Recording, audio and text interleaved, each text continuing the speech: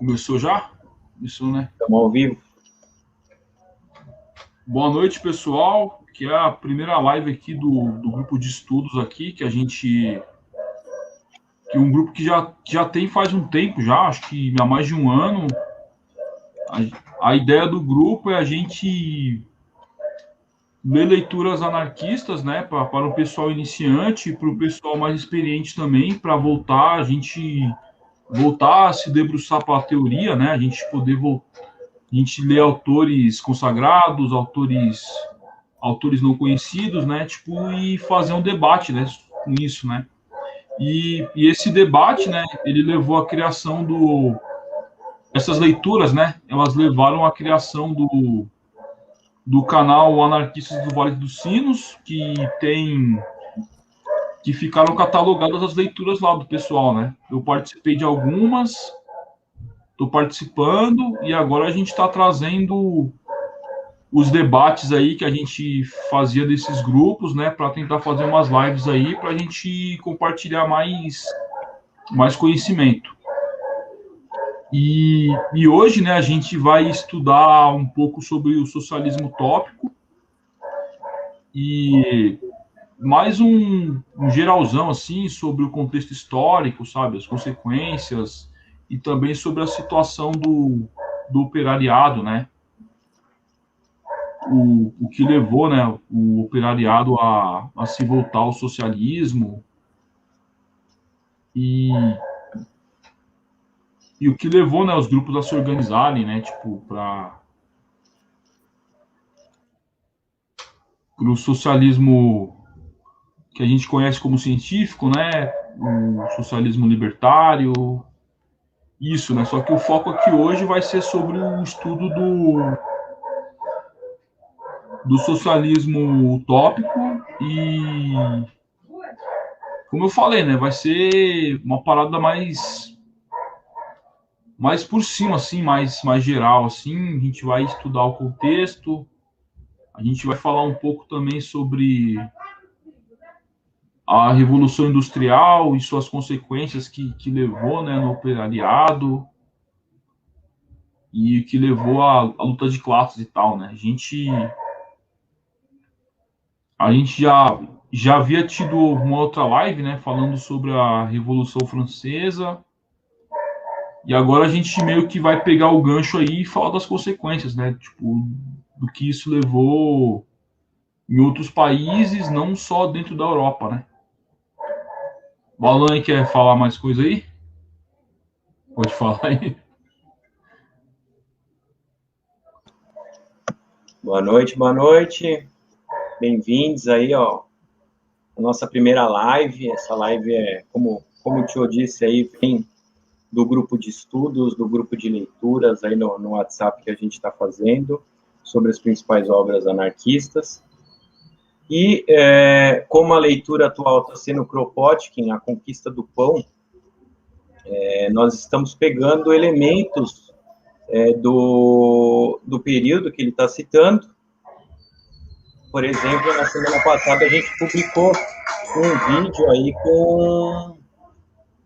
com a questão das revoluções na França, né? A questão da França, desde a Revolução Francesa até a Comuna de Paris. E hoje a gente decidiu fazer esse debate aí sobre o chamado socialismo utópico, né? Então a gente dividiu aí a live em 4 partes, né? A gente vai começar falando agora dos conceitos e a definição do socialismo utópico. Depois a gente vai fazer um contexto histórico, né? Em qual situação ali, o que estava acontecendo na Europa e no mundo naquele período para o socialismo utópico iniciar. Depois a gente vai falar sobre os principais teóricos do socialismo utópico. E depois, no final, a gente vai fazer uma conclusão ali e também dizer quais são as limitações práticas desse socialismo utópico, né? E, por fim, a gente vai abrir aí para comentários, para perguntas, para sugestões. A gente está vendo que já tem gente interagindo aí no chatzinho, mas vai deixando ali que no final a gente vai abrir. Então, vamos lá, começando agora a parte de conceitos e definição do socialismo utópico, né? Bom, o socialismo, a palavra socialismo vem do latim sociare, né, que é combinar, compartilhar. Essa palavra começou a ser utilizada ali no século XIX, na França. O socialismo surge como uma oposição ao individualismo que vem do pensamento liberal, né? E o socialismo é uma doutrina política, econômica e social que visa a socialização da propriedade dos meios de produção. Já utopia, né, vem do grego, de ou quer dizer não, mais topos quer dizer lugar, ou seja, um não lugar, ou lugar ideal, lugar que não existe, né? Esse termo foi criado pelo escritor Thomas Moros no livro A Utopia, em 1516, né? Ele escreveu esse livro em formato de diálogo, da mesma forma que o Platão escreveu toda a sua obra ali, né?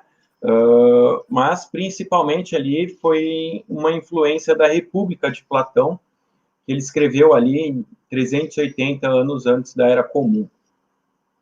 Esse formato de diálogo vai marcar ali a obra do Thomas Moros. E o que é interessante a gente trazer aí do Platão, né? O Platão, dentro desse contexto do idealismo platônico, o que acontece? É um dualismo metafísico, ele divide ali a realidade em duas partes, né? A parte sensível, o mundo sensível, e o mundo inteligível, né? O que é o mundo inteligível ali? O mundo inteligível é o mundo perfeito das ideias, aquele mundo que a gente acessa através do nosso conhecimento, aquele mundo que a gente não consegue tocar, né? E o mundo sensível, que seria o mundo imperfeito das coisas materiais. Ou seja, para o Platão, existe esse mundo inteligível, né? O mundo das ideias, onde as ideias são formadas, e o mundo material é um mundo onde as coisas existem, né? Em sua forma imperfeita. Por exemplo, um arquiteto ali, ele pensa numa casa, ele desenha a casa, no pensamento é o formato perfeito, né? Agora, quando vai construir, não sai exatamente como ele queria, né? Então, essa é a imperfeição do mundo material. Esse idealismo platônico vai influenciar o cristianismo, o racionalismo, o idealismo alemão também, né? O idealismo alemão lá com Kant e Hegel, que é de Hegel também que vai derivar grande parte ali do socialismo. Em que contexto que o Thomas Moros escreveu essa obra aí, A Utopia, né? Ele escreveu ali no século XVI, com a ascensão do Henrique VIII, né, na Inglaterra. O Thomas Moros era um escritor inglês. O Henrique VIII ali da dinastia Tudor, né? E também no contexto das grandes navegações, né? A descoberta, né? Descoberta, entre aspas, aí da América, se deu nesse contexto. Então, a obra vai se tratar sobre isso, né? Sobre um navegador que esteve nas Américas, que voltou ali para a Inglaterra, voltou para a Europa, e aí eles estão discutindo, e ele diz que encontrou uma ilha, né? A chamada Ilha da Utopia. E aí vai discorrer ali sobre essa ilha Utopia. Então, assim como na República de Platão, onde o Platão ele idealiza uma sociedade perfeita, né? O Thomas Moros ele vai idealizar uma organização social perfeita ali nessa ilha, né? Perfeita a partir do ponto de vista do próprio Thomas Moros, né? Então, quais são as críticas aí do Thomas Moros nesse livro A Utopia, né? Que o capitalismo gera miséria econômica e moral. Ele faz uma crítica ao Estado, ainda que ele defenda a atuação do Estado para impedir os abusos, né, do capitalismo. Ele vai fazer uma crítica à educação, ao punitivismo, à propriedade privada, né, entre diversas outras coisas ali que ele vai criticar, e vão discorrer ali sobre uma sociedade ausente, né, da propriedade privada, onde a sociedade, as terras são comuns para todo mundo, né? Então eles também trabalham com comunidade de bens, o solo também é comum, né? Não existe antagonismo entre campo e cidade nessa ilha, né? Então é uma ilha basicamente pequena, né, nos padrões ali, mas de certa forma ela até grande. Então toda a sociedade ela é organizada sem esse dualismo, né, do campo e da cidade. Não existe trabalho assalariado, nenhuma forma de remuneração ali. E também eles não têm gastos supérfluos, né? Eles não têm gastos ali com luxúria. A riqueza não é organizada para atender os interesses de poucos, né? Através do luxo e de coisas que não são úteis para a sociedade. Bom, ainda ressaltando, né, que ele escreveu isso no século XVI. Então, o pensamento aí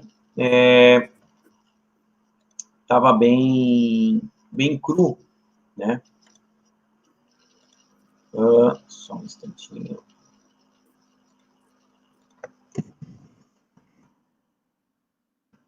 O primeiro vai entrar. Então, vamos lá. O que é o socialismo utópico? Agora que a gente já definiu o que é socialismo, o que é utopia, né? O que é o socialismo utópico, né? Esse termo foi cunhado ali pelo Marx e Engels no final do século XIX, né? O Engels ele define o socialismo utópico como uma herança do pensamento francês ali do século XVIII, né? Por que francês? Porque é na França que está ocorrendo essas mudanças bruscas na sociedade, né?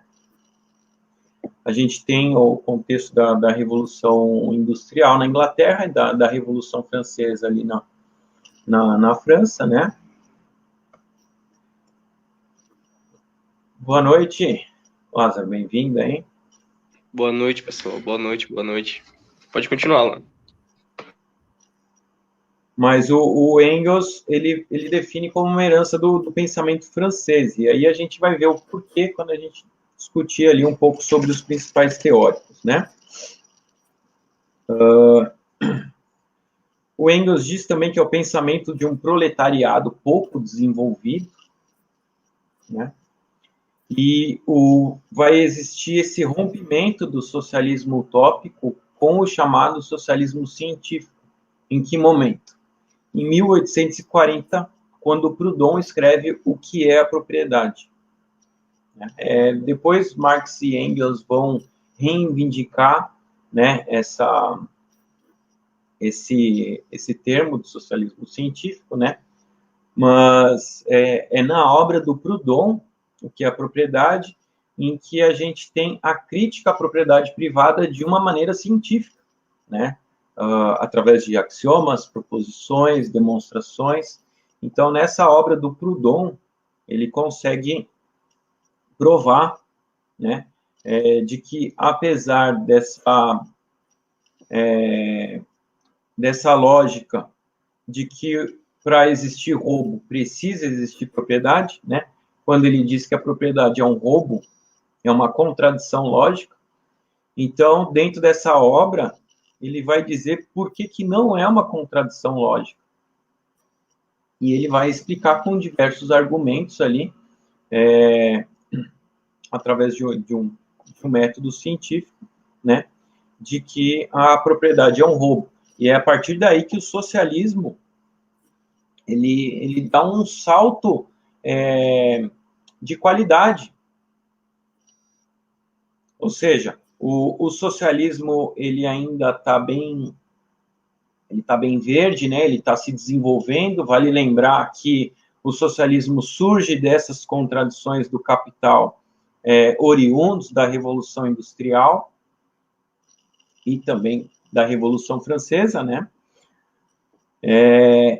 Então, é um novo pensamento, né? Enquanto o pensamento liberal ali já estava com séculos de desenvolvimento, o socialismo ele está nascendo, né? Então, essa forma de desenvolvimento, né? Esse embrião é considerado, né? Ali por Marx e Engels como o socialismo utópico, né? E desse rompimento aí, em 1840, é que a gente vai dar início ali ao socialismo científico. Então, a obra de Marx e Engels, o Manifesto do Partido Comunista, ele já é considerado dentro do socialismo científico, né? Que é uma obra panfletária ali que eles vão distribuir na Primavera dos Povos, né? Que vai romper ali na Europa inteira.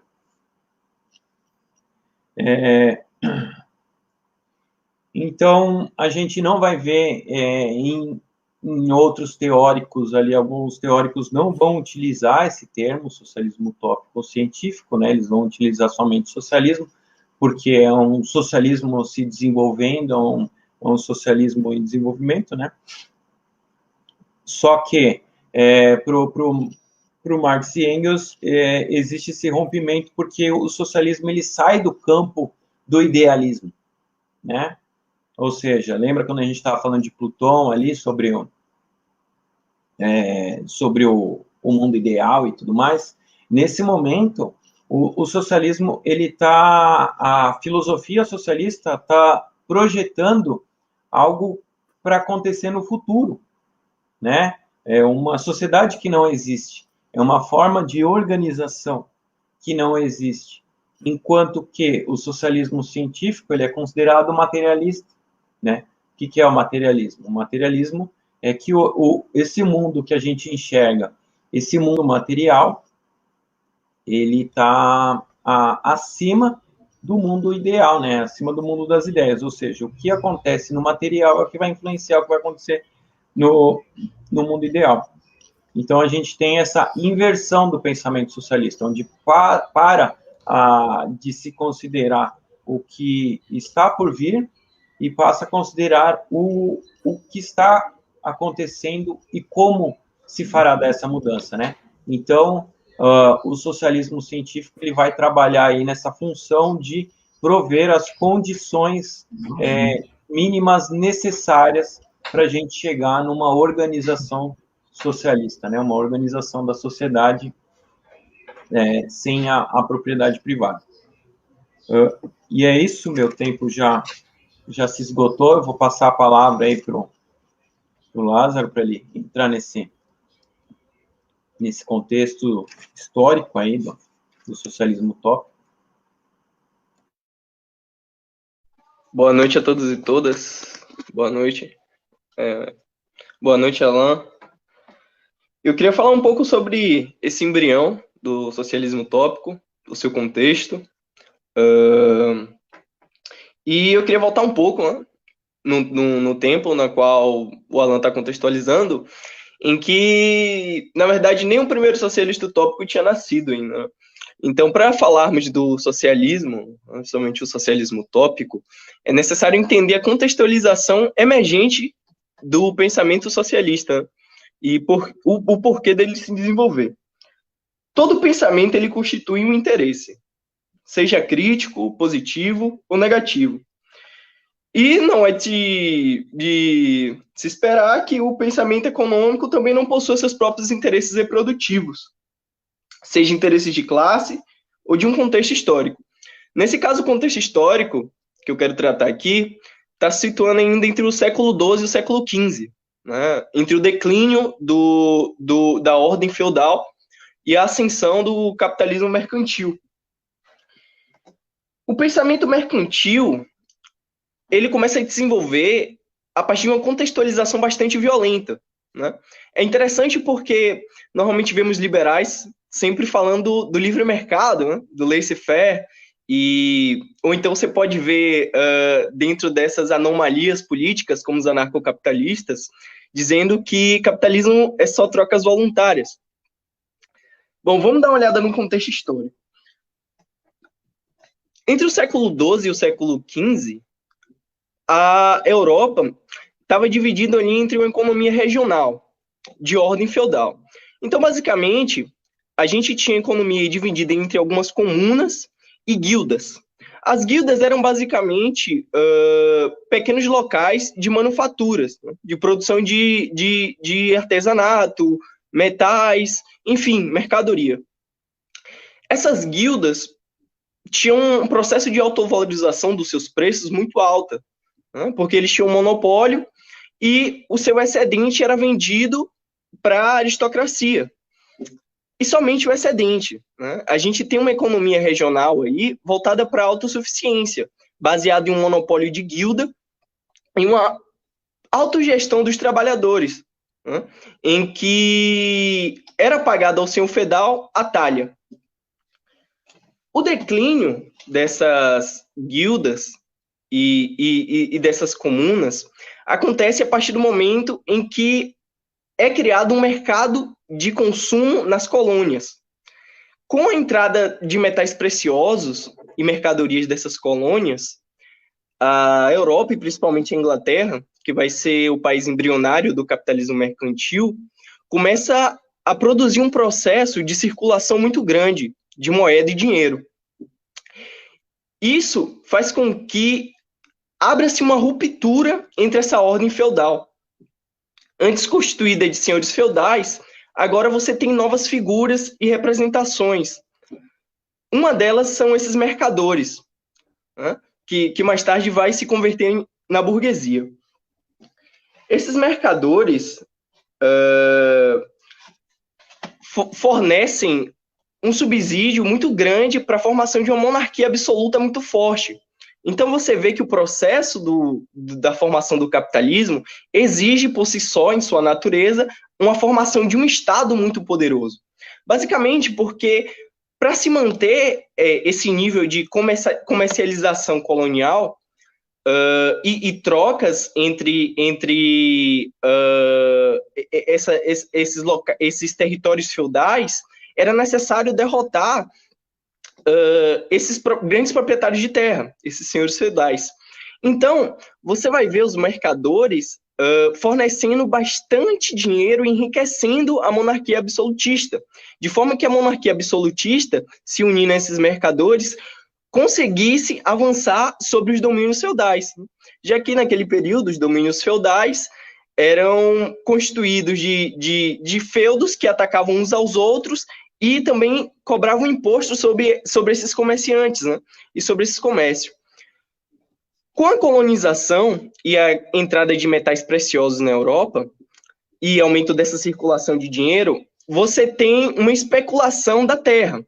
Antes, essas terras divididas em guildas e comunas, agora passam a serem terras de expropriação, uma expropriação violenta. Então você vê que de livre não tem nada. Violenta porque com essa circulação e, consequentemente, o aumento de preços a partir desse lastro dos metais, esses camponeses são retirados da terra, são transformados em livres arrendatários. E essas guildas perdem esse monopólio e, com a perda desse monopólio, passam a também se tornar assalariados a partir desses mercadores, que aos poucos monopolizaram o comércio da mercadoria, né? E, consequentemente, partes de que a mercadoria era composta. Então, o processo da passagem do período feudal para o capitalismo selvagem, o capitalismo mercantil, se dá através dessa expropriação da subsistência e dos meios de produção. A partir daí, a gente tem o desenvolvimento do pensamento mercantil. Um dos primeiros é o Sir William Paty, né? O Sir William Paty, ele morre em 1687, e o primeiro socialista utópico, que é o Saint-Simon, ele vai nascer em 1760. O Sr. Paty defendia dentro de uma coalizão de pensamento. Deixa eu... Aqui.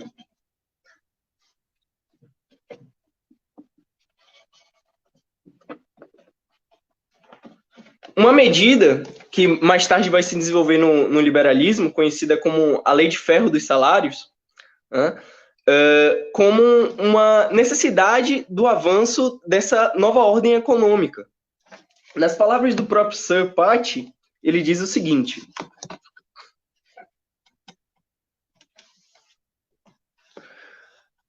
o público, na visão de Paty, tem de se encarregar desses indivíduos inaptos ao trabalho, do mesmo modo que os desempregados, eles deveriam ser encaminhados ao trabalho nas minas, na construção de estrada e edifícios. Uma política recomendável porque é capaz de forçar suas mentes à disciplina e à obediência de seus corpos, a paciência para aguardar o surgimento de um trabalho mais rentável, quando a necessidade assim o exigir. Então, havia, dentro da formação do pensamento do capitalismo mercantil, um amplo interesse entre a aristocracia, os senhores feudais e essas novas figuras que eram esses mercadores, que era basicamente a da exploração da classe trabalhadora. A diferença do surgimento dessa nova ordem econômica para hoje é que o pensamento, nesse contexto histórico, ele não está sistematizado. Então, basicamente, os seus pensadores eram indivíduos do evento e o fenômeno da ação, da relação social da troca. Então, você vai ver esses sirs, o próprio Paty, como agentes econômicos, né, que participavam como mercadores dessa ordem econômica. Então, você tem ali não uma teoria, basicamente porque esses indivíduos, esses pensadores desse contexto, não concordavam, em suma, com tudo, e basicamente porque o seu pensamento estava direcionado a uma ordem prática dessa ordem econômica. Então, era uma ordem prática de explicar eventos simplistas, né? Eventos das próprias trocas. Mais tarde, esse pensamento vai se desenvolver. E é por isso que existia uma emergência, né, do pensamento de um pensamento socialista, de um pensamento que partisse dessa classe que era explorada, né, por essas figuras que constituíam essa nova ordem política, econômica, social. Então, a emergência e o embrião da formação do pensamento socialista, o pensamento socialista utópico, se dá a partir dessa corrosão da ordem feudal e desse ressentimento, né? Eu nem diria ressentimento, mas dessa raiva acumulada, dessa expropriação, a expropriação da terra, constituindo uma cadeia de vagabundos e trabalhadores assalariados, que vão mais tarde se confrontar como mendigos, e a gente tem aí um processo de formação do lupesinato e de uma pobreza extrema geral, né? A gente confronta dentro desse processo de rompimento entre o período feudal e a formação capitalista um período de enriquecimento dos mercadores e do Estado aristocrata, um fortalecimento da monarquia absoluta e uma retirada da liberdade produtiva da classe trabalhadora. O desenvolvimento do pensamento científico dentro do contexto socialista se dá pelo seguinte: o pensamento socialista utópico é uma reação a esse pensamento histórico de ordem liberal. Uma reação porque esse pensamento de ordem histórico-liberal constituía esses interesses, né? Interesses desses agentes que estavam envolvidos diretamente, né? E que mais tarde vão se desenvolver somente como uma classe intelectual a fim de dar aval para aquele tipo de ordem. O rompimento entre o pensamento socialista científico e utópico se dá por quê? Porque, para Marx, as categorias da complexidade do desenvolvimento da produção capitalista, principalmente do desenvolvimento complexo de categorias como dinheiro, com a entrada desses metais, e uma complexidade maior entre mercados de consumo e de produção, e também de avanço tecnológico, né, como nas indústrias de manufatura, representa uma ineficiência descritiva. Então, para Marx, o socialismo utópico é utópico porque a sua alternativa está no campo da idealidade, exatamente porque esses pensadores não conseguiram ou não tiveram a capacidade de estudar e entender a complexidade econômica da formação do capitalismo. Então, a base do rompimento entre a utopia e cientificidade no marxismo é a base da descrição da realidade. E com a descrição da realidade, dentro de uma elaboração de um complexo econômico, político-econômico, aí sim você pode propor uma alternativa. Né? Uma alternativa que está dentro de um limite descritivo do seu objeto de estudo. Então, o capitalismo passa a se tornar aí, a formação do capitalismo em seu seio passa a se tornar um objeto complexo de categorias complexas e desenvolvimento produtivo e reprodutivo que cria uma nova forma social mais complexa ainda, que é a ordem feudal. Então, para se propor uma alternativa, era necessário descrever esse objeto em sua totalidade. E uma totalidade que desenvolveu esses tipos de categorias, por esse tipo de rompimento entre a ordem econômica.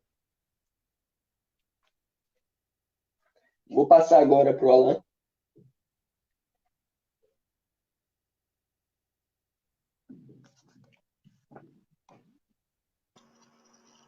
Valeu, agora é o poeta Tio que vai fazer as considerações aí. Continuar falando no contexto histórico. Sim, sim. Eu vou avançar um pouco o tempo aí, né? O Lázaro ele falou muito bem aí, ele explicou bem aí o conceito, né? Eu vou tentar falar um pouco aí, tipo, da tentativa de colocar na prática, né? Assim, né? Tem um socialista utópico, né? Chamado Robert Owen, né? Que ele era meio que chamado de patrão esclarecido. Por que ele era chamado de patrão esclarecido, né? Porque ele se compadecia, né, da situação dos seus funcionários, ele, sabe, tipo, ele era um pouco mais humano, né? Tipo, ele não aceitava, né, tipo, crianças trabalhando em suas fábricas. Ele meio que começou a dar o que chamamos de direitos trabalhistas, né? Ainda que muito rudimentar ainda, né? Mas ele já tinha essa preocupação, né? E ele, junto com o fabricante de lãs, né, Tito Salt, né, ele começou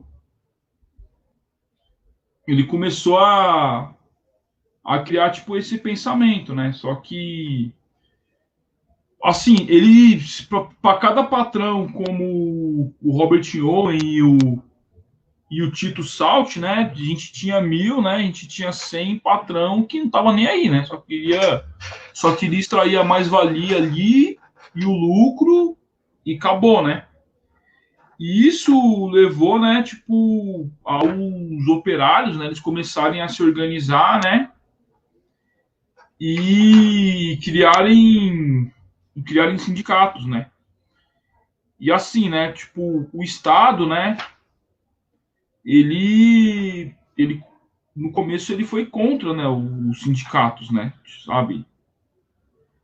Eles eram contra, tinham leis assim, né, sabe? Só que com a organização dos trabalhadores, né, tipo, e o apoio, né, de socialistas utópicos, né, de patrões esclarecidos, né, mais ou menos assim, o operariado ele começou a se organizar, né, e começou a lutar por leis aí e conquistar direitos trabalhistas. E na Inglaterra ali, né, onde que foi o país ali que mais se industrializou, né, que foi o primeiro país, assim, a de fato a se industrializar mais rápido, né, tipo, a colocar o modelo fabril como norma, né, eles, para evitar revoltas, para evitar greves, né, tipo, as leis eram um pouco mais brandas, eles davam um pouco mais de direitos para os trabalhadores e esse tipo de coisa, né. E só para, peraí, só para pegar aqui, né, Liverpool, né, que na Inglaterra foi a primeira cidade inglesa a ter uma delegação de saúde de trabalhadores, né. E em Londres também teve o Departamento Metropolitano de Fábricas, empresas de água se juntaram para formar, né, tipo um departamento um, dos trabalhadores, né, para eles se, se organizarem, tipo, reivindicarem melhores condições de trabalho, né? E assim a condição dos trabalhadores, né, foi melhorando aos poucos, né? E aí, né, tipo, meio que foi criado um movimento de ajuda mútua, né? Porque o Estado, ele não ajudava, né, de modo algum ali, né, os trabalhadores naquela época, né? E assim, para melhorar a situação, os operários eles tomavam a frente e eles próprios da iniciativa, né? Eles começaram a se ajudar, né, sabe? Começaram tipo a cada um tipo pagar um pouco do salário, tal, para formar caixa de para ajudar o funcionário que ficou doente, sabe, esse tipo de coisa, né? E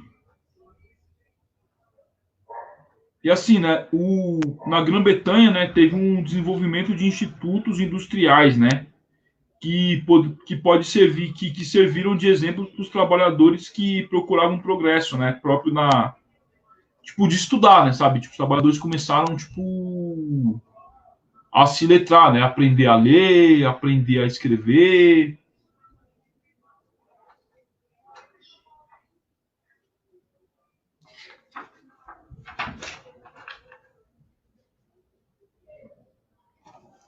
E aí, né, eles começaram, tipo, a evoluir na organização, né, e criaram, de fato, né, o sindicalismo operário, né.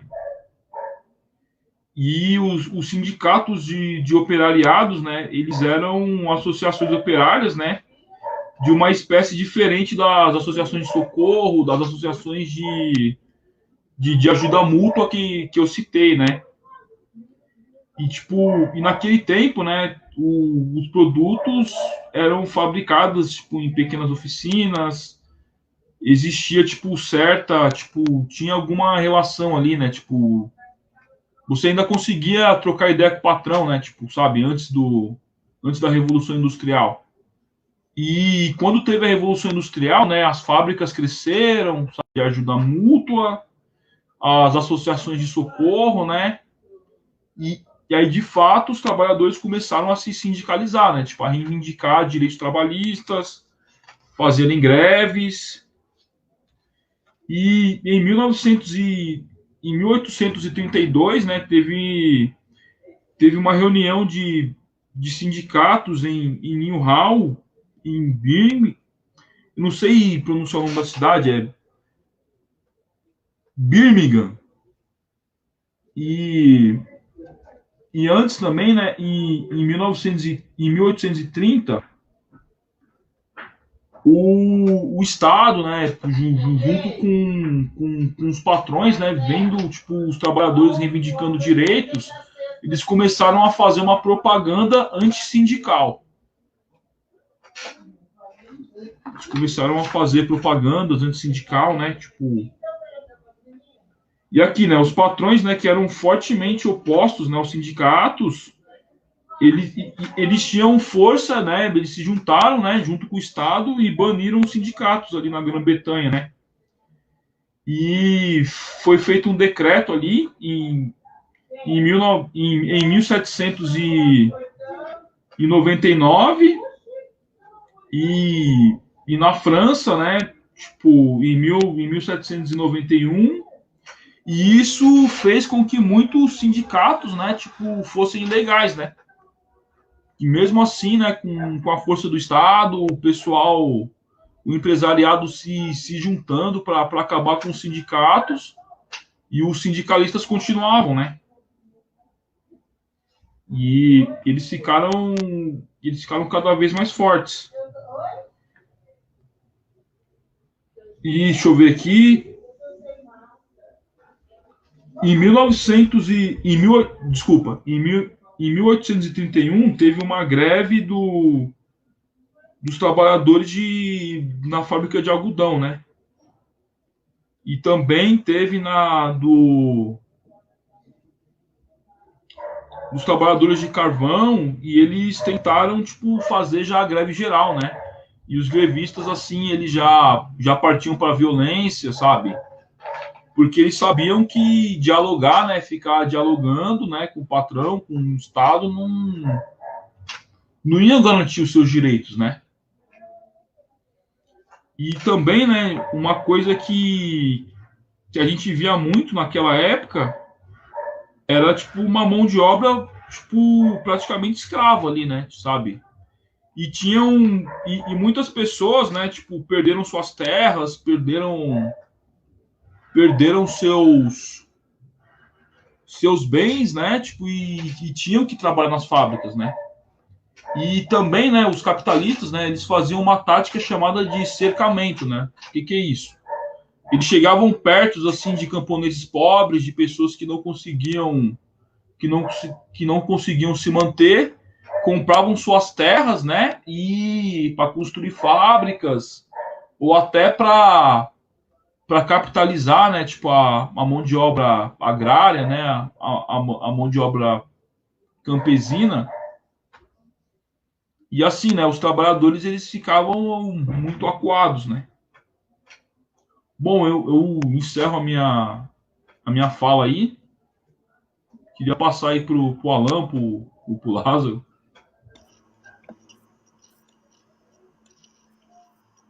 Valeu, tio. Grande contribuição aí para o debate. Ô, Alan, deixa eu comentar isso que ele pontuou. De maneira geral, você acaba vendo esse processo, um processo de expropriação do meio produtivo e uma nova formação de uma reprodução social, né, em um tipo de escravagismo assalariado, principalmente porque o dinheiro ele tem um papel importantíssimo na distribuição do valor. Então, quem detém o dinheiro, né, e, consequentemente, o acúmulo do valor do trabalho alheio, era quem detinha o poder, principalmente de cercamento e retirada desses trabalhadores do seu meio produtivo. De forma geral, essa divisão entre o socialismo utópico e científico se dá exatamente por essa maneira descritiva. Acaba que, no âmago da crítica do socialismo científico ao utópico, o socialismo utópico ele somente se torna um problema moral, um problema ético. Exatamente porque a sua descrição de realidade busca um pré-modelo ideal e não uma descrição como uma proposta de alternativa. Então, os socialistas utópicos possuíam essa ineficiência em descrever esses fenômenos econômicos. Fenômenos econômicos esses que aconteceram entre esse rompimento da ordem medieval para uma formação da sociedade capitalista. Então, a diferenciação entre o socialismo utópico e o científico está basicamente na ordem da descrição. Vou passar agora para o Alan.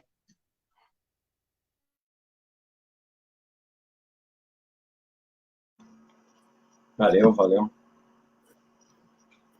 Antes de começar a falar dos principais teóricos, eu queria só colocar alguns movimentos que vieram antes ainda, né, do socialismo utópico, que também tinham pautas parecidas e que também foram responsáveis ali, né, por dar origem. O primeiro foi o movimento dos anabatistas ali no século XVI, né, na região que hoje é conhecida como Alemanha, né. Eles eram protestantes ali, só que eles eram protestantes um pouco mais radicais ali do que os próprios protestantes, como Martinho Lutero, né? Então eles eram pacifistas e eles pregavam a igualdade social. O Martinho Lutero, ele era um representante ali do pensamento burguês da época, né? Então ele disse que o movimento dos anabatistas era um movimento muito radical, e os anabatistas foram perseguidos tanto por protestantes como por católicos nos séculos 16 e 17. E, bom, foram perseguidos, mortos e tudo mais. Mais para frente um pouco, a gente tem o movimento dos niveladores. Ele acontece em meados do século 17, ali na Inglaterra. O movimento dos niveladores, eles eram basicamente agitadores que pediam igualdade ali também, né? A Inglaterra estava passando pelo processo dela de guerra civil, que ia culminar ali no final na monarquia constitucional, né? E então a gente tem em que toda a revolução burguesa também ela tem seus limites, né? A revolução burguesa ela começa a ocorrer junto com o proletariado, porque na época eles faziam parte da mesma classe social, né? Ainda que com suas divisões internas, né? Mas a partir do momento de ruptura quer dizer, a partir do momento que a burguesia conseguia alcançar ali seus objetivos, ela tinha uma ruptura com o proletariado, e ela não deixava avançar mais a revolução além disso, né?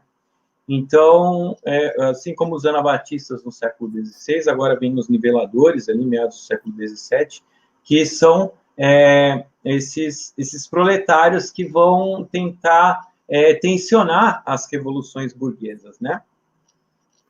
E aí também que vão derivados dos niveladores, né? São os escavadores ali no final do século XVII na Inglaterra. Eles tinham uma teoria coletivista, né, e pregavam também uma igualdade econômica. No contexto da Revolução Francesa, a gente tem o Babeuf, né, também conhecido como Gracchus. Ele participou da Revolução Francesa e ele foi executado ali por participar de uma organização chamada Conspiração dos Iguais, né? Que uma das maiores críticas, né, dessa conspiração dos iguais era criticar a propriedade privada. Eles questionavam ali a propriedade privada, né? Então, a propriedade privada ela não nasce, essa crítica da propriedade privada ela não nasce do socialismo, né? Mas é um acúmulo de todos esses movimentos, né, que vão culminar depois no socialismo. E também nós temos o movimento dos ludistas, né, na Inglaterra, ali no início do século XIX. É um movimento que foi anterior ainda ao sindicalismo, né? Então, os ludistas com o maquinário industrial, eles viam aquilo de uma forma muito negativa para o movimento trabalhador, porque uma máquina, ela capacitava ali o industrial a contratar menos trabalhadores e aumentar a sua produção. Então, eles começaram a atacar os donos do capital, né? Começaram a atacar a burguesia, quebrando as máquinas, né? Diferente do que muita gente diz hoje, os ludistas não é que eles quebravam as máquinas porque eles não tinham compreensão do capital, né? Eles tinham uma compreensão muito boa, tanto que eles atacavam onde doía, e muitos foram executados por isso, né?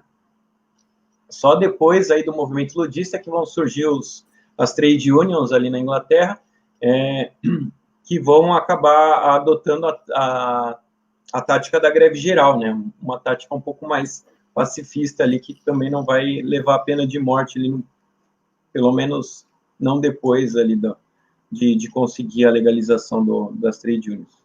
Bom, agora entrando aqui nos teóricos, para a gente não se estender muito, né? A gente tem o Robert Owen, o Saint-Simon e o Charles Fourier. O Robert Owen, ele é o cara que deu início ali à teoria do cooperativismo, né? Ele nasceu em 1771, morreu em 1858.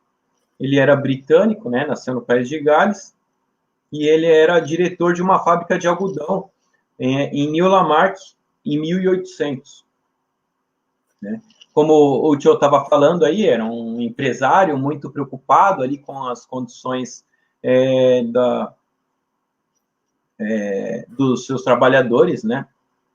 Assim como Engels também, quando escreveu ali a situação da classe trabalhadora na Inglaterra, né?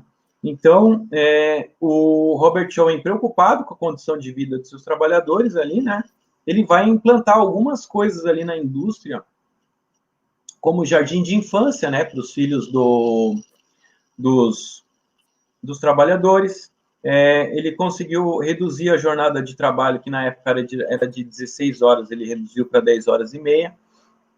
Ele construiu moradias perto das fábricas para poder alojar os seus trabalhadores.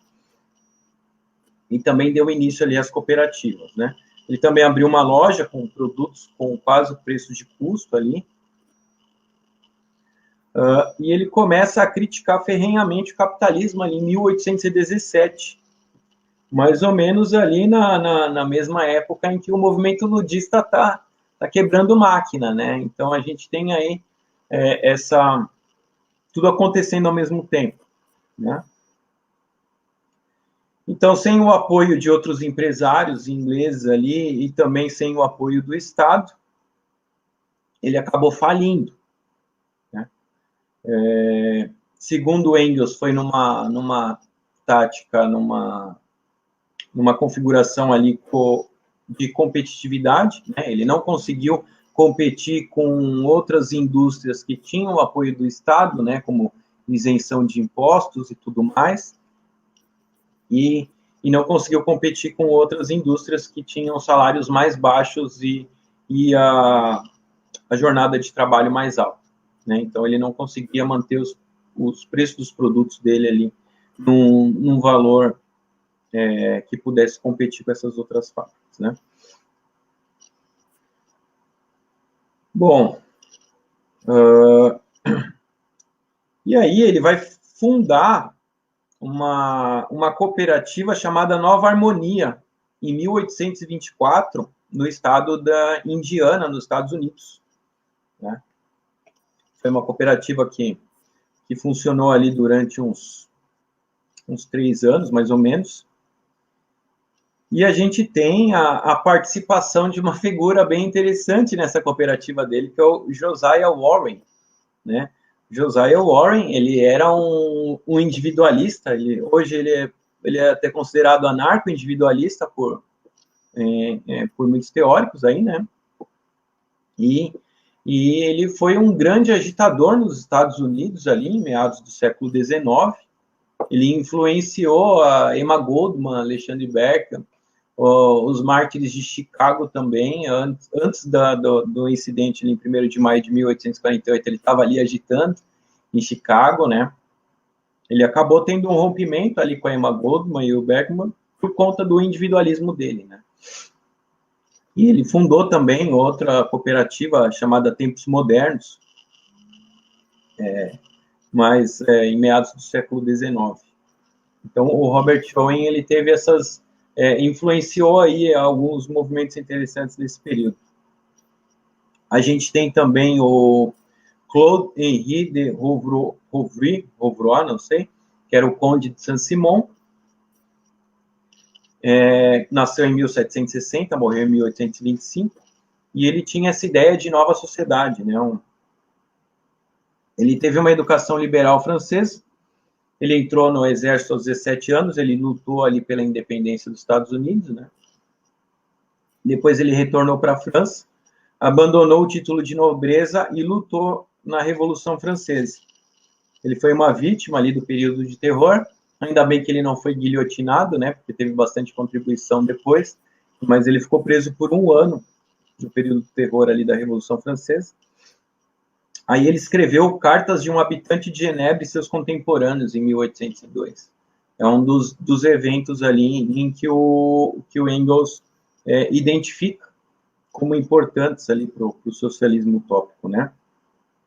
Nesse livro, ele pegava ali uma religião baseada na ciência e a organização da sociedade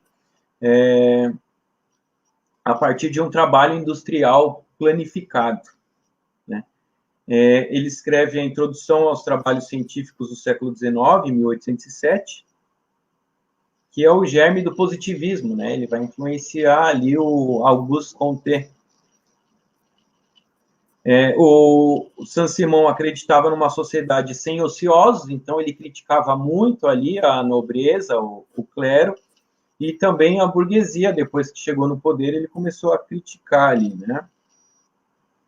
E ele acreditava, né, no progresso da humanidade, como uma linha contínua, né? Ele acreditava também no mérito individual, ao invés do mérito de classe, e defendia as indústrias como salvadoras da crise, né? Então, mesmo dentro desse pensamento crítico, né, ao capitalismo, nesse socialismo embrionário, socialismo utópico, a gente vê uma defesa das indústrias, né? Interessante citar isso. O Saint-Simon foi bastante influenciado pelos ideais de Adam Smith, né? E no final da vida dele, ele tenta fundar uma nova religião ali chamada Novo Cristianismo. E é de Saint-Simon também a frase: a cada um segundo sua capacidade, a cada capacidade segundo o seu trabalho, né? Essa frase depois ela também vai ter um amadurecimento ali com Joseph de Jacques, Proudhon, Marx, para chegar lá ao como a gente conhece hoje. E por último aqui, falar do Charles Fourier. Ele nasceu em 1772, morreu em 1837. Ele que é o grande teórico dos falansterios, né? Ele vem de uma família de comerciantes, era economista, filósofo. A filosofia dele era voltada ao bem da humanidade. Ele tem uma crítica forte à civilização, né? Então, ele identifica 4 estágios de desenvolvimento humano aí: o selvagismo, a barbárie, o patriarcado e a civilização.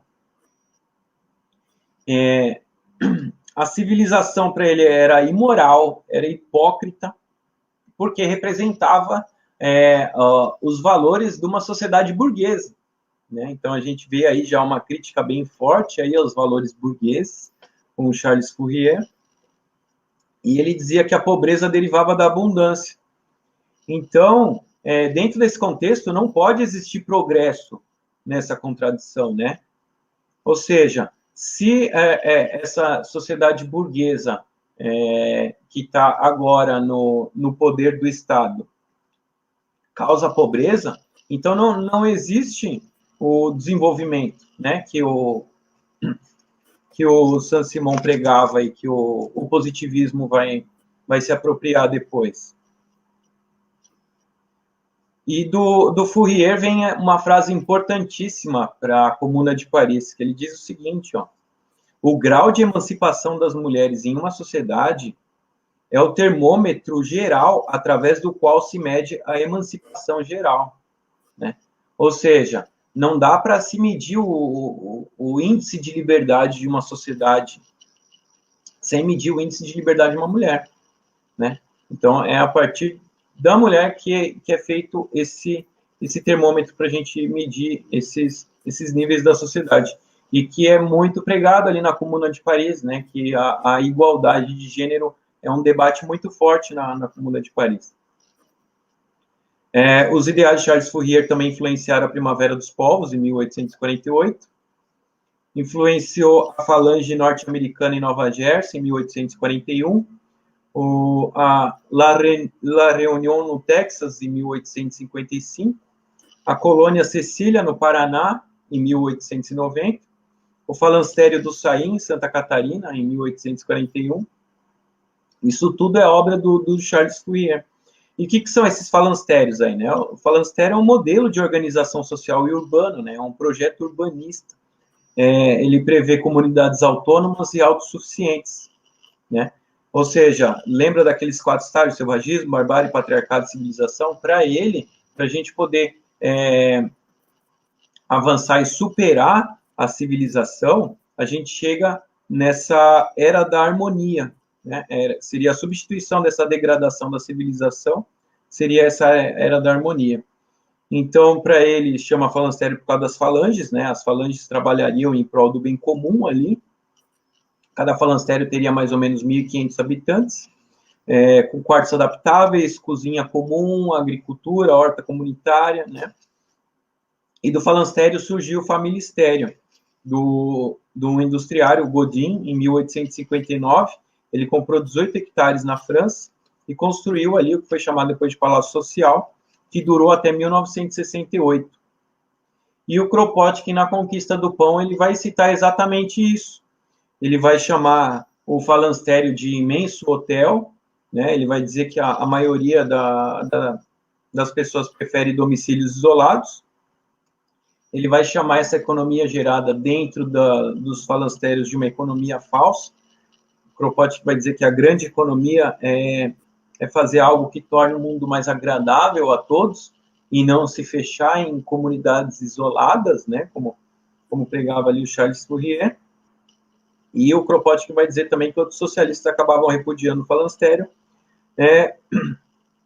E dentro dessa crítica aí, bom, o falanstério pregava que todo mundo tinha que ter suas... por exemplo, no contexto da sujeira, né, todo mundo tinha que fazer todo mundo tinha que participar da limpeza. É isso que o Fourier queria dizer. E muitos socialistas vão repudiar isso porque vão defender que é a mulher que deve fazer esses trabalhos domésticos, né? Eu me estendi aqui um pouquinho, perdão. Mas vou passar aqui para a gente fazer já as considerações finais e depois a gente responder aí os comentários, responder as dúvidas e tudo mais. Vocês querem fazer aí as considerações finais, Lázaro? Show. Pode fazer. Beleza. Tipo, eu queria falar aqui, né, que tipo, dos efeitos ali, né, de tudo isso que estava rolando na Europa, né, tipo, nas colônias ali que rolou ali, né, tipo, principalmente ali na colônia de Saint-Domingue, né, que atualmente hoje em dia é o Haiti, né, que a declaração vou voltar um pouco, né, no tempo, né, falar sobre a Revolução Francesa, né, tipo, todo esse lance burguês lá que teve lá na Europa e como isso repercutiu fora da Europa, né, um pouco. Então vamos lá, né, tipo, os haitianos, né, tipo, eles se rebelaram ali, né, contra a condição de colonizados deles ali, né, tipo, e se rebelaram, né, teve uma revolta ali de escravos ali, né, tipo, e só para não me estender muito aqui, eu vou falar uns fatos históricos aqui, né, que aconteceu, tipo, lá no Haiti e aqui na América do Sul, né. Em 1790, né, a primeira revolta escrava no Haiti contra a elite branca.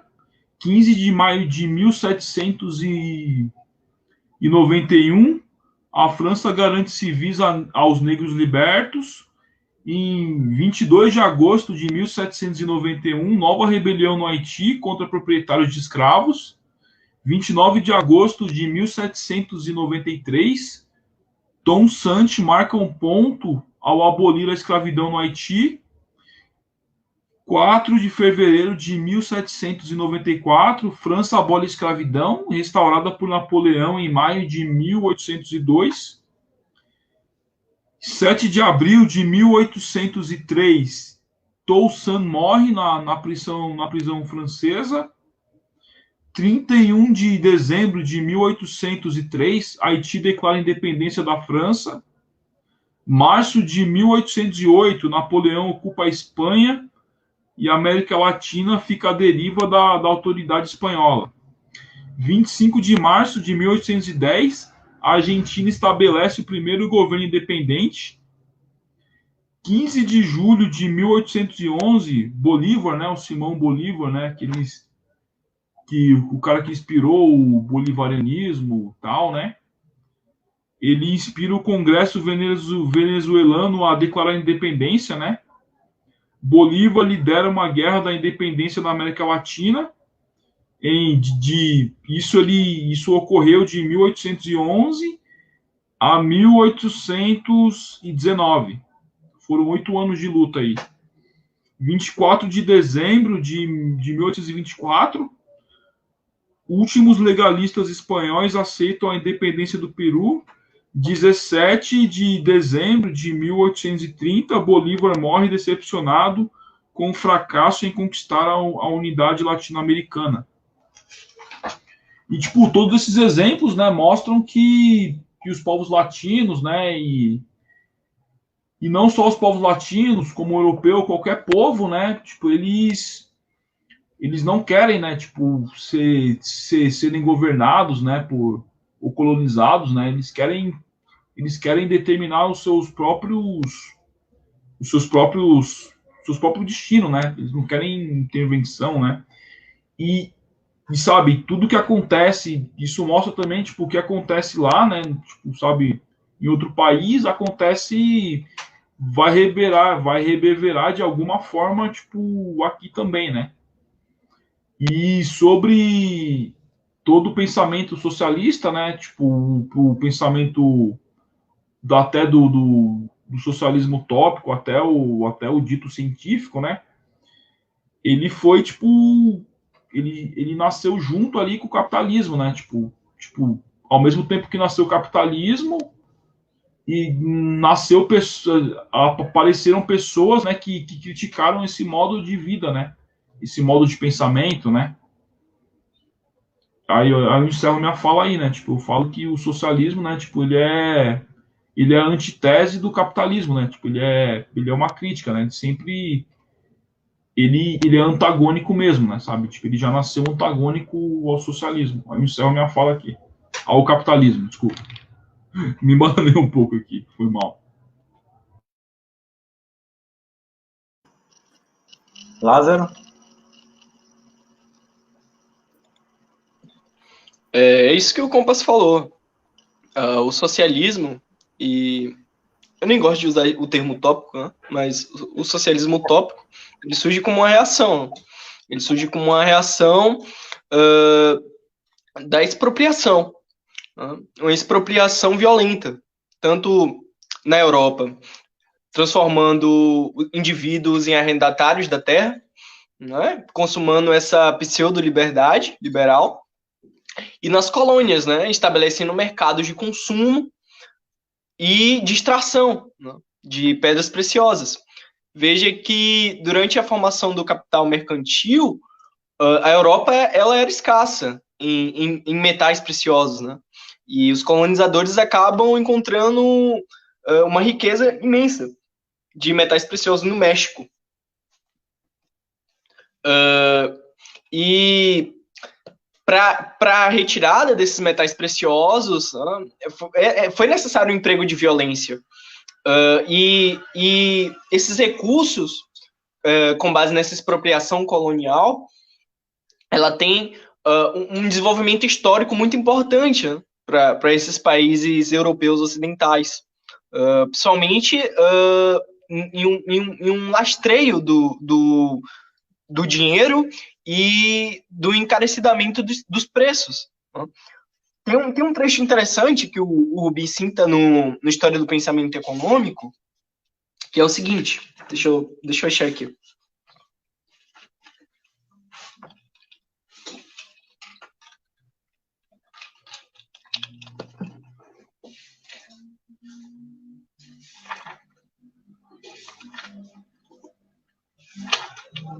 Calma aí.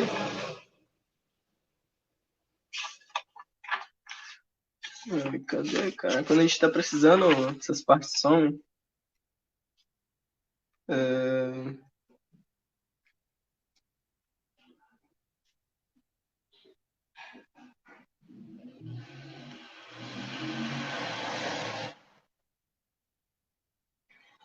Eu não achei aqui.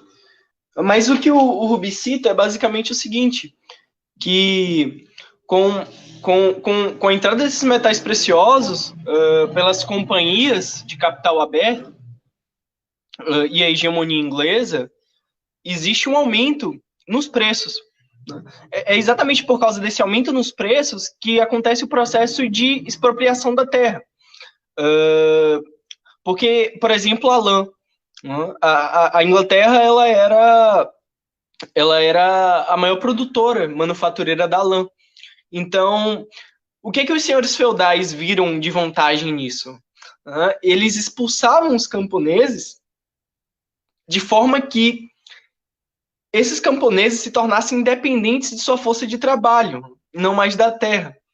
Então, em vez de agora de camponeses, né, como hoje no Brasil com a soja, você tinha grandes territórios para cultivar ovelhas, para você ter uma criação maior de ovelhas. Então, o processo embrionário do capitalismo mercantil, ele se dá através dessa transformação, né?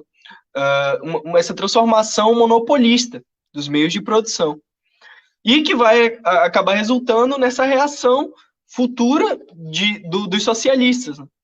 Que, dentro da crítica do socialismo científico, não conseguiu descrever o âmago das figuras e categorias do capitalismo. Então, por isso que, ficando no campo ideal, basicamente porque a complexidade capitalista exigia um nível de estudo ainda mais complexo, né? Pelo menos dentro da crítica do socialismo científico. Essas são as considerações finais, Alan. Sobre essa parte da ovelha, o Alan citou o Thomas More. Tem uma frase do More que ele fala o seguinte. Ele diz o seguinte: as ovelhas devoram os próprios homens, né, durante esse processo de expropriação. Belo. Valeu. Bom, eu também não gosto desse termo socialismo utópico, né, mas é o mais comumente utilizado, é o mais fácil de se referenciar a esse estágio de desenvolvimento do socialismo, né? O que eu queria colocar é que as influências para o mundo foram enormes, né? Por exemplo, como a gente estava citando, as cooperativas do Owen ali, e do Josiah Warren, que vão parar ali no Texas, né? O Texas ali estava em disputa, né, com o México naquela época, então isso também influenciou a comuna da Baixa Califórnia ali no contexto da Revolução Mexicana, né? Então teve influência não só na Europa, mas aqui nas Américas também. Teve influência ali com a queda do Napoleão em 1815, foi restaurado o absolutismo, né, na Europa, e foi restaurada a dinastia Bourbon ali na França, mas durou apenas 15 anos, né, foi até 1830, e foi com grande participação ali dos socialistas, né. Primavera dos Povos, em 1848, também teve muita participação dos socialistas, principalmente nas barricadas ali, que também foi para o mundo inteiro, né, não ficou só na Europa. Também foi importante para o contexto da Associação Internacional dos Trabalhadores e para já citada também a Comuna de Paris. E em relação às limitações aí desse dito socialismo utópico, né, quais são as limitações? As limitações dele é que não existe esse rompimento violento com o próprio capitalismo, né? O que esse socialismo utópico prega aí? Que tem que superar o capitalismo através das cooperativas, através dos falancérios, né, com uma conciliação de classes, trazendo a burguesia para a classe operária, para a classe proletariado, né?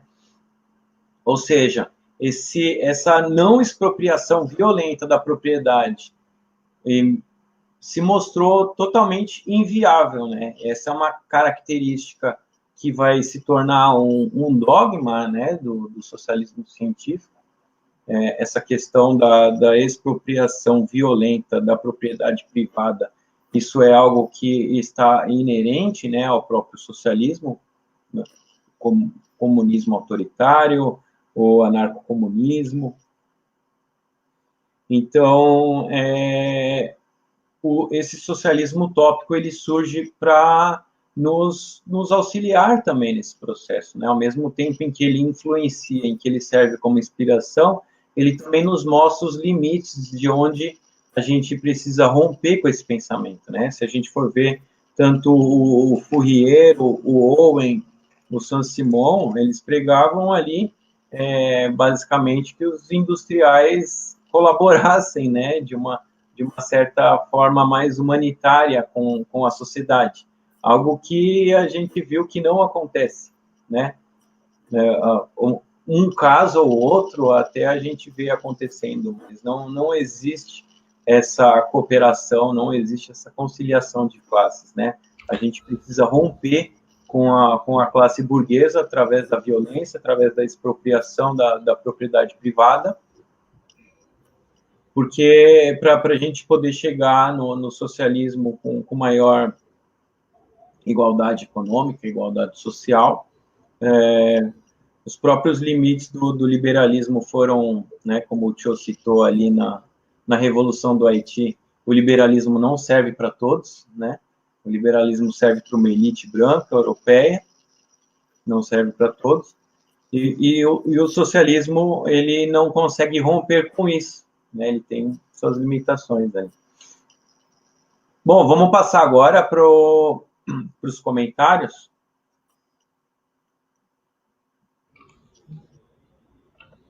Vamos pegar aqui, ó.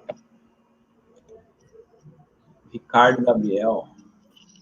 A Guerra Civil Espanhola seria uma análise da hora, porém é legal que vocês vão ensinar o conceito debatido antes.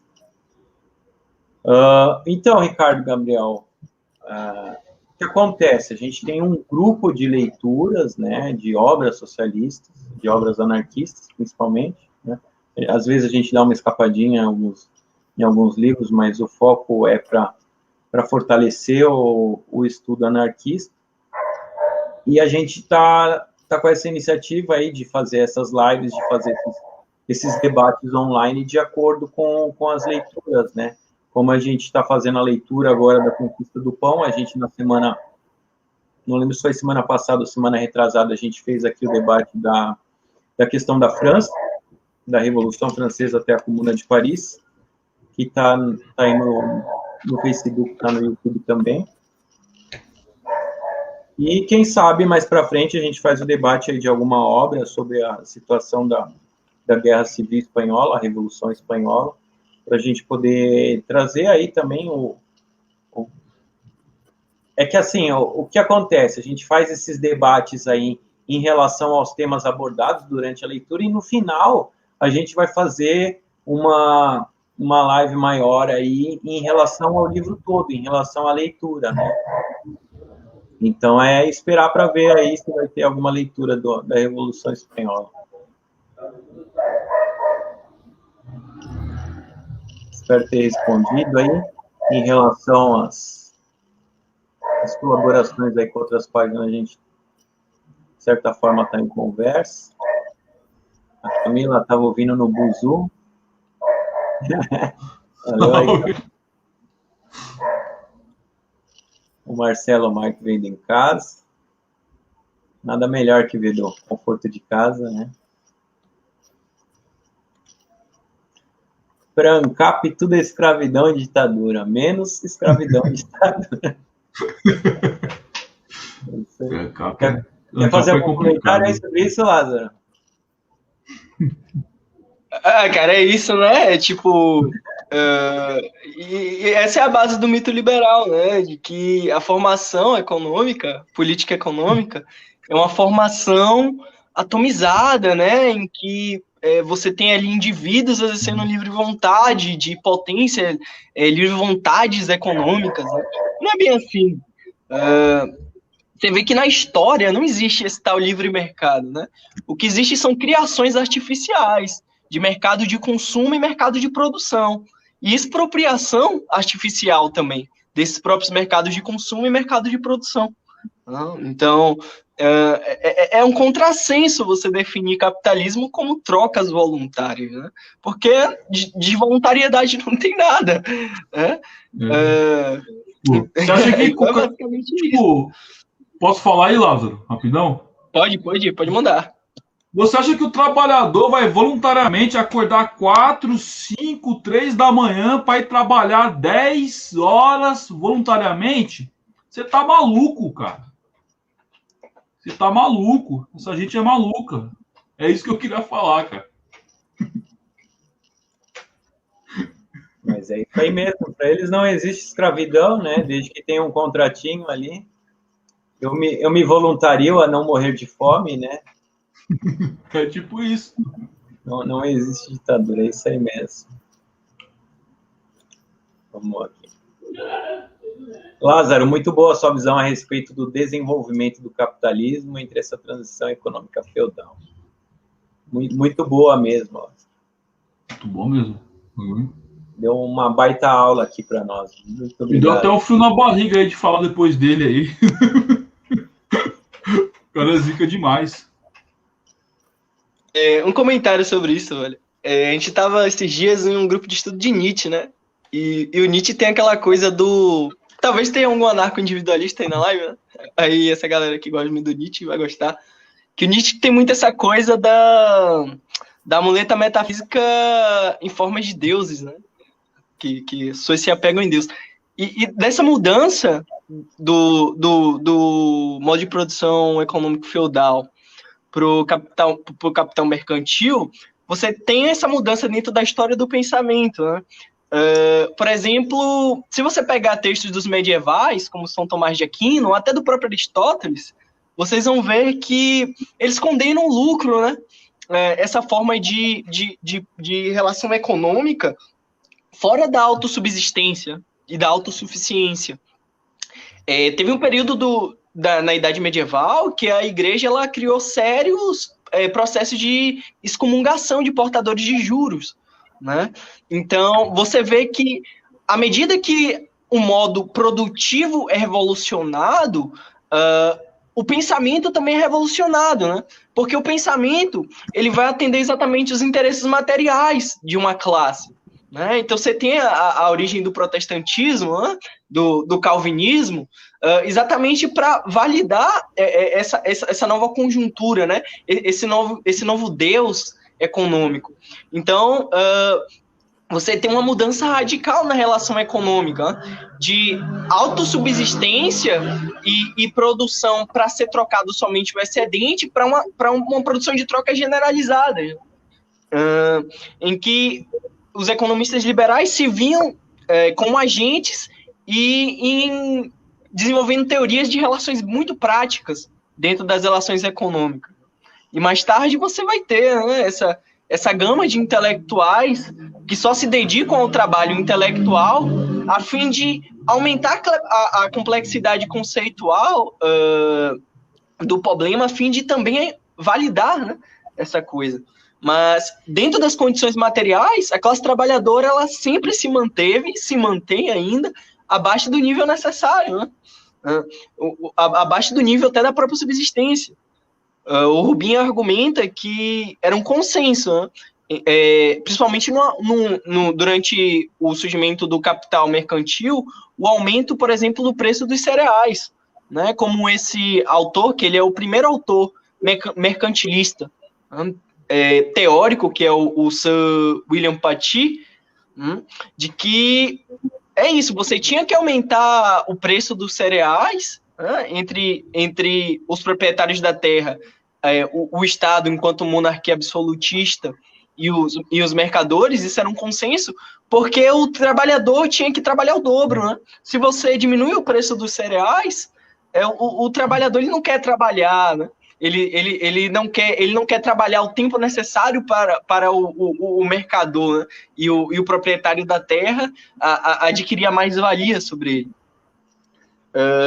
Aí, para fechar, tem uma última frase do Rubin que ele fala assim: o período do surgimento do capital mercantil, e veja, que é uma coisa muito interessante, né? Que isso já faz parte da própria ontologia do capitalismo, que é basicamente essa alienação do trabalho. O período do capital mercantil é também o período da formação da monarquia absolutista. Basicamente, os mercadores sustentando um novo tipo de poder estatal para disputar a hegemonia do comércio mundial, né? Você tem, por exemplo, a formação da Companhia das Índias Orientais, né? A Liga Hanseática,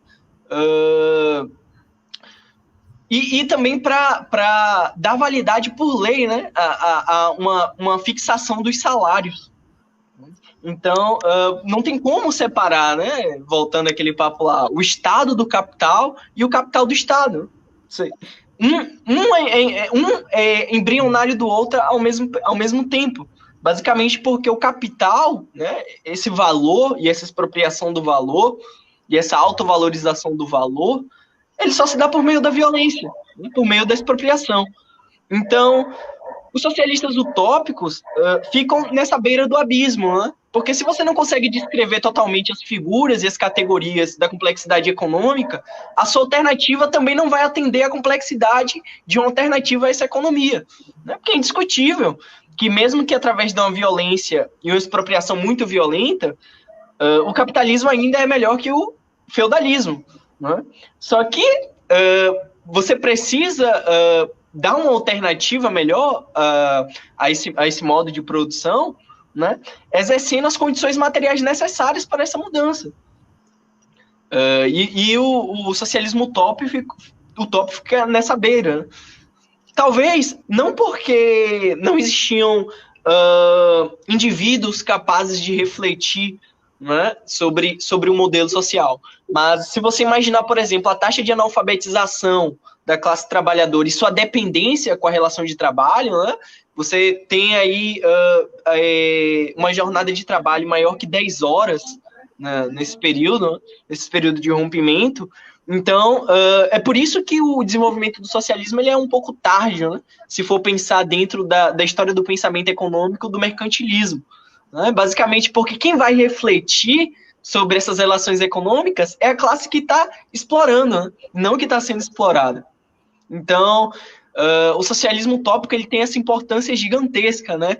É por isso que eu não gosto de usar essa terminologia, exatamente porque essa importância histórica ela é fundamental. Né? Ela é fundamental como processo de reação intelectual e de proposta alternativa material. Né? Um Leviatã que está se formando.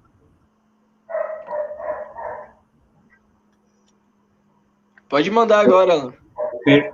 Não, perfeita a sua colocação. É isso aí mesmo. O trabalhador está nas fábricas 14, 16 horas por dia ali, sem acesso à educação, sem acesso à leitura. É muito complicado mesmo se desenvolver alguma forma de teoria filosófica, né?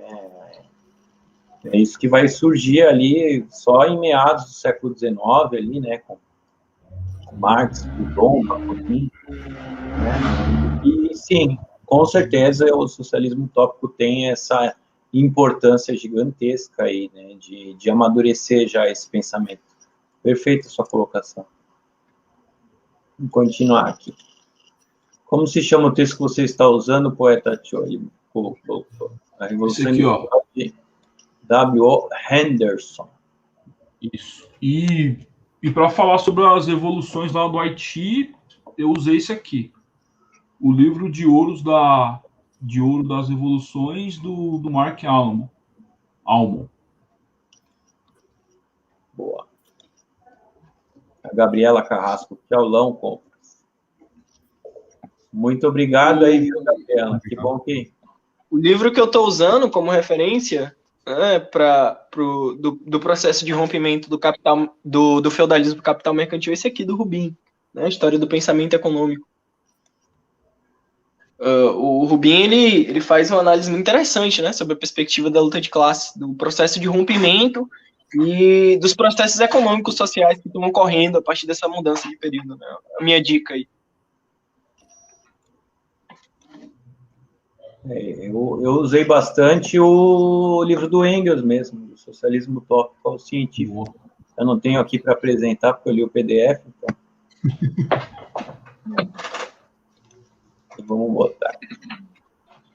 Esse aqui mandou bastante coisa. O capitalismo, o mesmo Estado que veio a se firme com uma nova ordem social, com esse aprimoramento da exploração do trabalho e da terra. A destruição dessas economias nas guildas e comunas, o capitalismo mercante se tornou um aliado fiel desse novo Estado que vinha surgindo, derivado da monarquia absolutista, com mais gana e feroz contra a multidão de classes sociais.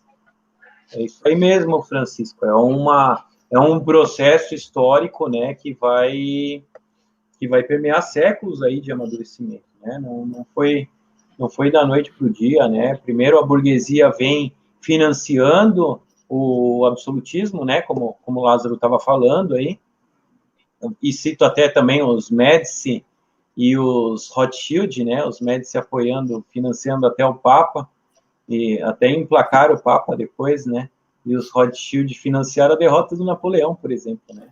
O exército inglês ali em Waterloo foi financiado pelo Banco Rothschild. E depois os Rothschild foram lá e deram um cambão ali na Bolsa de Londres, né? Falaram que o Napoleão tinha vencido a guerra, todo mundo vendeu as ações esperado ali. Depois o Rothschild espertão foi lá e comprou tudo, né? Preço de banana. E depois viram que o Napoleão tinha perdido, né? Que não tinha motivo para tanto pânico, né?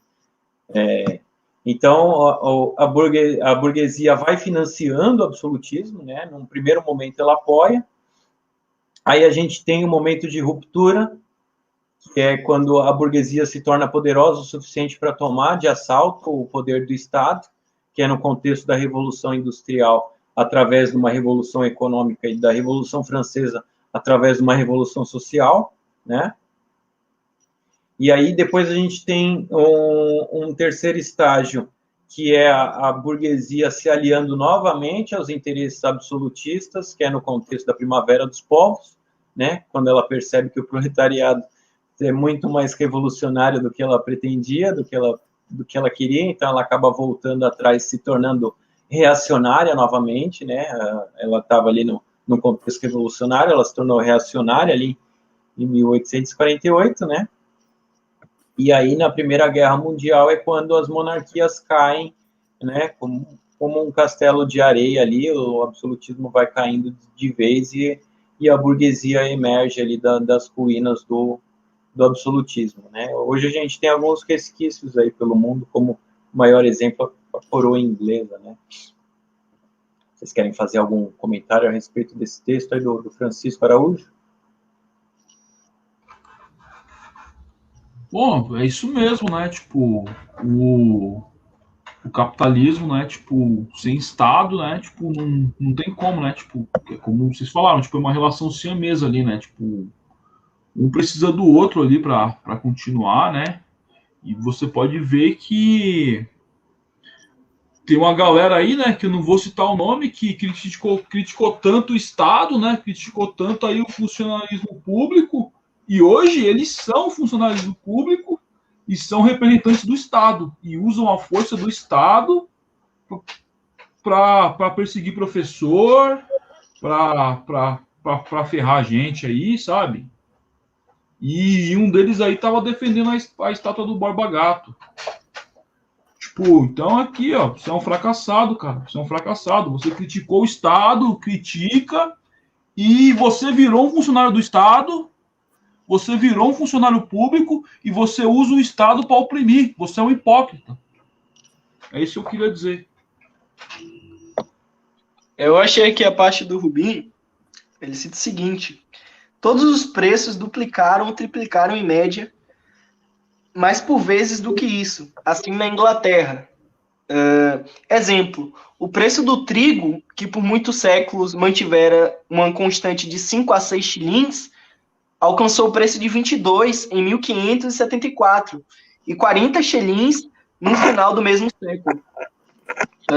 Embora também tivesse aumentado, os salários permaneceram consideravelmente atrás do aumento dos preços, né? Enquanto as provisões haviam se tornado 2 vezes mais caras. O aumento percentual nos salários não ultrapassara 30% a 40% no final do século XVII. Os salários reais haviam caído para aproximadamente a metade do seu valor no começo do século XVI. Olha que estranho, né? Com a revolução tecnológica, e a tecnológica eu falo no seguinte da questão da exploração dos metais preciosos, né? Que possibilitou o desenvolvimento das indústrias de manufatura na Europa, né? Ela proporciona um enriquecimento gigantesco, né, para a classe mercantil e para o Estado, mas um empobrecimento geral para a classe trabalhadora, né, através do salário. Então, o salário, o dinheiro, essas categorias, né, que vão expressar o valor, que é a relação social e econômica, elas têm um papel fundamental, tanto no início embrionário do capitalismo, quanto até hoje, né? Tanto de violentar e validar, né? É isso.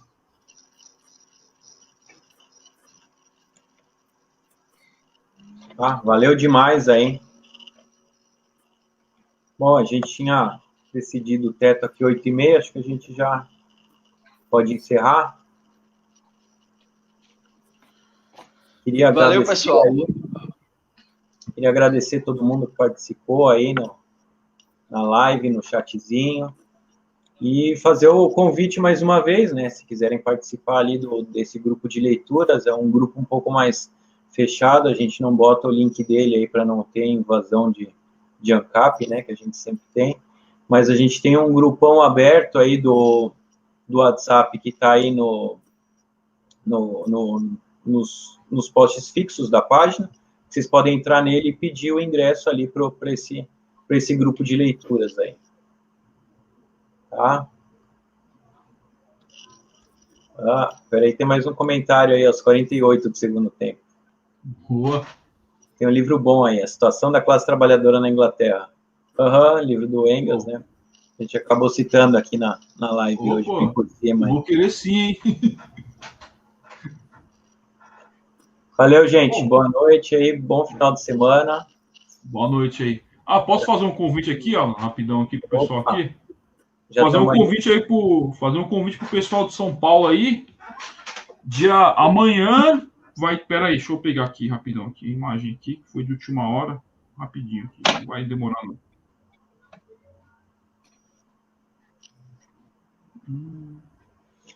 E semana que vem a gente fala aí sobre o valor trabalho. Acho que a gente vai fazer essa discussão aí sobre economia na semana que vem. Vamos só terminar de fechar as coisas aí e anunciar. Então, amanhã vai ter o mutirão ali na ocupação Vila São Remo aí, né? Tipo, quem quiser colar lá tá convidado. Eu vou estar lá. E quem for, né? Tipo, se tiver alguma inchada, alguma pá que a gente vai precisar. E também, tipo, vá de bota, né? E galocha que talvez vai estar chovendo e tal, né? Tipo, vai ter barro lá. Era isso, né? Poder popular a gente se constrói no dia a dia, né? Sempre quando tiver aí iniciativas como essas aí, tipo, quem puder, né? Tipo, levando em conta a situação aí da pandemia, tudo aí, né? Mas quem puder aí, quem tiver saudável aí, tiver máscara, vamos colar lá. É nóis. Valeu.